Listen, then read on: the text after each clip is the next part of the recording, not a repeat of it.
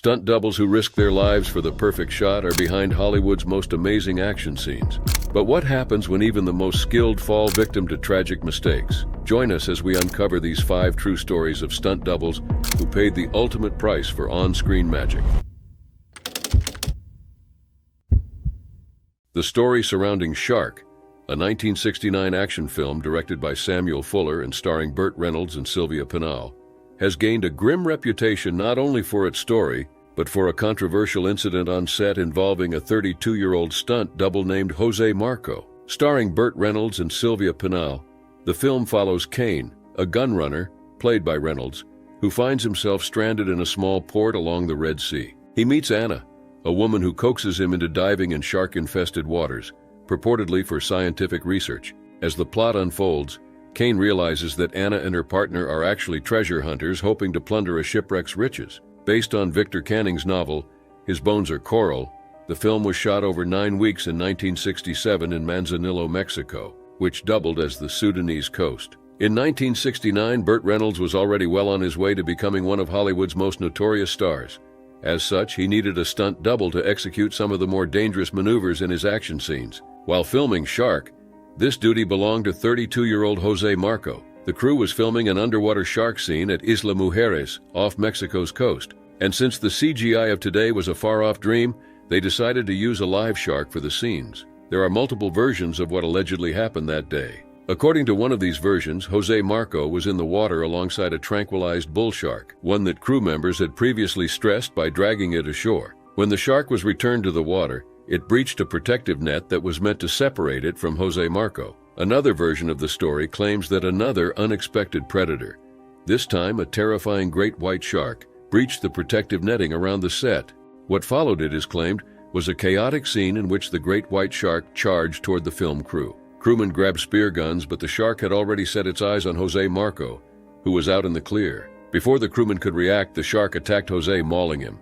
The crew fired spears, but to no avail. The shark continued its attack. The crew screamed and banged on their cages, and that ultimately got the shark to leave. The stunt double was allegedly rushed to a local hospital, but nothing could be done to save the man. Jose Marco succumbed to his injuries 2 hours after the gruesome attack. Director Samuel Fuller's reaction to this alleged tragedy was swift. Disgusted by the producer's decision to capitalize on Marco's death, Fuller quit the project entirely, later disavowing Shark. Upon seeing the final edit, which he claimed bore little resemblance to his original vision, the producers, seizing the publicity opportunity, changed the film's title from Kane to Shark, marketing it as a thriller where real dangers lurked beneath the waves. A spread in Life magazine further propelled the story, publishing a series of images titled Shark Kills a Man, which appeared to show Marco in his last moments. But not everyone believed the story was real. The tale was soon challenged by investigations, leading to a significant public controversy. Life magazine's photos were reportedly gruesome, detailing Marco's supposed last moments. However, journalist Dewey Bergman from Skin Diver magazine conducted a meticulous investigation, and his findings cast doubt on the entire story. Bergman reported that despite extensive inquiries, he could find no records of Marco's existence, let alone his tragic death. Mexican newspapers were notably silent on the supposed tragedy. Even the hospital where Marco was allegedly treated denied any record of his admission or of any shark attack victims being treated there. For Bergman, the lack of records in an otherwise active local news circuit raised serious questions about the authenticity of the story. Adding to the skepticism, Bergman argued that the film's underwater scene, in which a shark appears to attack a man, displayed inconsistencies. Notably, while the Life article had referenced both bull and great white sharks, Bergman believed the shark in the footage was likely a gray shark, which had potentially been sedated or even dead. This theory was reinforced by marine biologist Richard Ellis, who pointed out the unlikely scenario of a great white breaking through protective netting. Ellis claimed that the photographs published in Life were created using copious amounts of ketchup for effect, and Bergman's research into the photographs published by Life suggested they were staged. Fact or fiction? The story of Jose Marco's gruesome demise remains one of the most shocking stories of stuntmen losing their lives while filming. It was 1978, and a daring leap from a Lexington high-rise was about to make 27-year-old A.J. Bakunas one of the most famous stunt doubles in history. With the cameras rolling, Bakunas stood on the precipice of a 22-story construction site, ready to attempt a record-breaking fall. The stunt double had something to prove to the world. Then he took the final, decisive step and everything changed. Born Albert John Bakunis Jr., he was a trailblazing stunt performer whose career began after he left his job as a gym teacher in Fort Lee, New Jersey in 1974. His first stunt work appeared in the 1975 film Dog Day Afternoon, but Bakunis was soon celebrated for his expertise in executing falls from great heights, a skill that rapidly defined his career. Right from the beginning, Bakunis worked alongside some big names such as Burt Reynolds in the movie Hooper. In 1978, he had set a world record with a dramatic 230-foot fall from a helicopter, but soon after, his record was overtaken by stuntman Dar Robinson, who completed an even higher fall at 286 feet. This turn of events inspired Bakunis to strive for something even more extreme. He was determined to reclaim his title no matter the risks involved and no matter who advised him against it. Later that year, Bakunis joined the cast of Steel, a film about a group of construction workers completing a skyscraper in Kentucky. Doubling for actor George Kennedy, Bakunis took on the role of performing Kennedy's character's final fall, a climactic scene in which the character, Big Lou Cassidy, plummets from a high-rise. Bakunis had already executed a 9-story fall earlier in the shoot, but something was eating away at him. A.J. Bakunis wanted to take his world record back. As such, he requested to reattempt the scene from a much higher height. With approval from the production team, Bakunis prepared for a fall from the 22nd floor of the Kincaid Towers in Lexington, Kentucky. But not everyone agreed with the decision. An on-set doctor advised him against it, and as did an executive with LifePak Air safety products, the manufacturer of the safety pad used in the stunt. Still, on September 21, 1978, Bakunis climbed to the top of the towering structure as a crowd of about 1,000, including the stunt double's father, gathered below, eagerly awaiting his record-breaking leap. Standing 315 feet above the ground, he readied himself for the jump, intending to land on the safety pad designed to cushion the impact. Witnesses estimated that he reached speeds of 115 miles per hour as he descended, racing toward the safety device that awaited him. Yet as he made contact, the airbag split beneath him, failing to absorb the full impact. The safety pad had only been approved for falls of just over 100 feet, but Bakunis had modified it with a second pad in an attempt to make it safer. His effort had tragically failed. Gravely injured, Bakunis was rushed to the hospital. He succumbed to his injuries the following day, just 1 month shy of his 28th birthday. As tragic as Bakunis' death was, the incident became a point of interest for the film's marketers. When Steel premiered in August 1980, its promotional materials echoed the movie's uplifting premise with the slogan, "They reached for an impossible dream and built a miracle." However, due to poor box office performance, the marketing strategy underwent a dramatic transformation for the film's November re-release in Los Angeles. Renamed Look Down and Die, the film was advertised as a harrowing thriller, now emphasizing the risks of high-rise construction. The previous slogan was replaced with ominous new taglines like, "One slip and you're dead." Audiences in Los Angeles who attended this re-release found themselves watching real-life footage of Bakunis' ill-fated fall on screen. Footage of the tragic scene, initially captured as part of the production, had been repurposed for the movie. The film's dedication to Bakunis became a controversial tribute. It was 2008, and renowned director John Woo embarked on an ambitious project to bring one of China's most storied battles to life in Red Cliff. The film, a historical epic chronicling the legendary Battle of Red Cliffs in 208 AD, was not just another production for Woo, but marked his grand return to Chinese-language cinema after years of success in Hollywood, with films like Face Off and Mission Impossible 2. Everybody had high hopes for the film, including the Chinese government, but nobody could foresee the tragedy that altered the project's course. Red Cliff was conceived as a 2-part series to explore the fall of the Han Dynasty and the rise of the Three Kingdoms era. The storyline, set against the backdrop of massive naval warfare, involved elaborate action scenes and intricate battle sequences. As such, huge efforts were made to bring the story to life, but there were multiple setbacks, even before tragedy struck. Key actors withdrew from the project. The team also encountered restrictions that prevented them from filming on the iconic Yangtze River, a significant loss as it was central to the film's authenticity. Instead, Woo's crew had to use special effects to recreate this important setting. Despite these obstacles, Woo pushed forward, determined to complete his monumental vision. It was while filming a second-unit action scene that Red Cliff experienced its most devastating setback. The scene involved a climactic naval battle in which a small boat was meant to collide with an ancient warship, igniting a controlled blaze to intensify the realism of the scene. But on that fateful day, things took a dangerous and irreversible turn. A sudden and unplanned burst of flame engulfed the set, and tragically the fire spread beyond control, consuming both boats.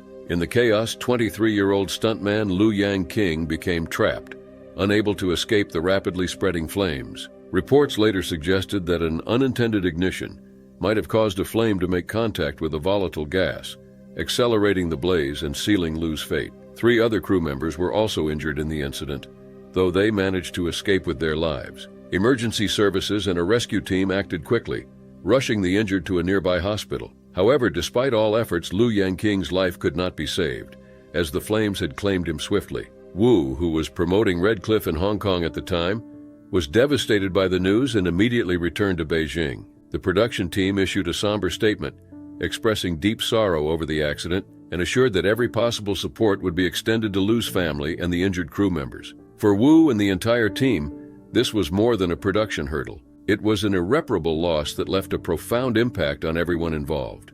In a way, the tragedy cast a shadow over Red Cliff, even as it continued to progress. Ultimately, the film was released in 2 parts across Asia, breaking records and achieving significant box office success. Its visual grandeur and compelling storytelling attracted acclaim from critics and audiences alike, and it even managed to break the previous box office record held by Titanic in mainland China. But for Wu and those who had worked alongside him, the triumph was inevitably marked by the loss of 23-year-old Lu Yang, whose life was cut tragically short in such a horrific way. Exit Wounds was supposed to be an action comedy that would make viewers laugh while being at the edge of their seats. But during the production of the film, a tragic incident unfolded on set, claiming the life of a career stuntman and casting a long shadow over the film's legacy. Exit Wounds was intended to blend martial arts action with hip-hop influences, a surprising but somewhat popular combination at the time. The film starred Steven Seagal and rapper DMX and was directed by Andrzej Bartkowiak. It followed Bartkowiak's previous success with Romeo Must Die. The film, based on John Westerman's novel, presented Seagal as Orrin Boyd, a rogue Detroit detective unafraid to break the rules in his pursuit of justice. Despite a moderate budget of $33 million, Exit Wounds went on to achieve notable box office success, grossing nearly $80 million worldwide. However, the film's journey was overshadowed by a heartbreaking accident that would forever remain part of its history. On August 18th, Chris Lehman, a 35-year-old veteran stuntman with 14 years of experience, prepared for a particularly challenging scene in Toronto. The sequence required Lehman and another stuntman, Todd Schroeder, to leap from the back of an upside-down van being towed at high speed as part of an intense chase scene. This was a dangerous stunt, one that demanded both precision and timing. It should have gone smoothly for Chris Lehman, a seasoned performer and understood the risks and the necessary steps needed to perform this stunt. Yet something happened. As the cameras rolled, things went terribly wrong for the 35-year-old stunt double. In what was later described as a misstep, Lehman lost his footing as he leapt from the van. It was a crucial moment. Having misjudged the leap, Chris Lehman landed headfirst on the pavement. Schroeder also struck his head in the same incident. Paramedics stationed on set immediately rushed to Lehman's aid, stabilizing him before transporting him to St. Michael's Hospital in Toronto. The extent of Lehman's injury was discovered at the hospital, where doctors agreed Lehman had sustained a severe head injury. His skull was badly fractured, and as such, Lehman was critically injured. Todd Schroeder was the least injured of the two. He survived with a concussion. For 6 days, Chris Lehman remained in critical condition, while family, friends, and colleagues held out hope for his recovery. But despite receiving urgent medical attention, Lehman's injuries proved catastrophic. Tragically, on August 23rd, he succumbed to his injuries, leaving a void in the lives of those who knew and worked alongside him. He left behind a fiancée. In the wake of the accident, Canadian labor officials launched an investigation, seeking to determine the precise cause of the tragic incident. Warner Brothers, the studio behind Exit Wounds, expressed deep regret over the loss, noting that while the risk was inherent in such work, fatalities of this nature were rare. Mark Reyna, Warner Brothers' senior vice president, reflected on the incident, stating that Lehman's fall appeared to stem from an unfortunate miscalculation in his footing, causing him to land improperly. For Toronto's film community, Lehman's death was a profound shock, marking the first on-set fatality in the city's film history. Representatives from the Alliance of Canadian Cinema, Television, and Radio Artists expressed the collective sorrow of the industry, emphasizing the impact on the stunt community and the renewed awareness of the dangers stunt professionals face in their pursuit of realism and excitement in cinema. As Exit Wounds premiered in 2001, its reception was inevitably colored by the tragedy that had unfolded during its creation. Despite this tainted legacy, the film became a commercial success, making a significant impact at the box office with an opening weekend gross of $19 million. In 1986, renowned stuntman Dar Robinson was working on the film $1 Million Mystery. At 39 years old, Robinson had an extraordinary reputation in Hollywood. He had been a stunt double for 13 years, during which he had never even broken a bone. But all that was about to change in the most tragic way. Over the years, Robinson set over 21 world records and even invented the decelerator, a device that allowed stuntmen to perform high-fall stunts without airbag landings, enhancing both realism and safety. Robinson had been performing stunts since the early 1970s, working alongside stars like Steve McQueen and Clint Eastwood, and his career included breathtaking achievements, such as a 311-foot free fall from a helicopter onto an airbag and a controlled plunge from Toronto's CN Tower, then the tallest freestanding structure in the world, using a 3mm steel cable to stop him just above ground. These feats earned him the title of the industry's highest-paid stuntman at the time. In addition to being an accomplished stunt performer, Robinson played roles on screen, notably in Burt Reynolds' Stick, where he showcased his innovative decelerator in a fall from a hotel rooftop. Robinson was precise. Even more importantly, he was a careful planner, a trait that allowed him to pull off seemingly impossible feats without putting himself in danger. Yet, on November 21, 1986, while filming a seemingly routine stunt, the unthinkable happened. Dar Robinson had already completed the main stunt sequence for the film, and the set's emergency medical staff had been dismissed. The day's task was a standard high-speed run for the camera, where Robinson would ride his motorcycle along a designated path, navigating a series of turns at approximately 50 miles per hour. As Robinson approached a turn on the motorcycle, positioned close to an embankment edge, he missed the braking point.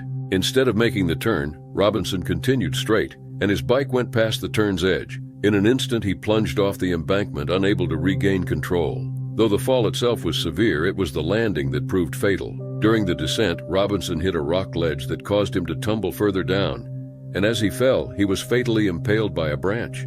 Medical staff rushed to the scene and Robinson was taken to the hospital, but the injuries he sustained were too severe. He died on his way to receive further care, marking the end of a remarkable career. A tribute documentary, The Ultimate Stuntman, a tribute to Dar Robinson, was made in his honor in 1988, commemorating the extraordinary contributions he had made to the stunt industry. Robinson's legacy was further cemented by the dedication seen in the films he worked on in his final months, including Cyclone and Lethal Weapon. In Lethal Weapon, a message in the end credits honors him as one of the motion picture industry's greatest stuntmen, a sentiment echoed by all who knew him. He left behind his wife Linda and his sons Troy and Landon. His pioneering work set the standard for safety and innovation in stunt performance, inspiring generations of stunt professionals.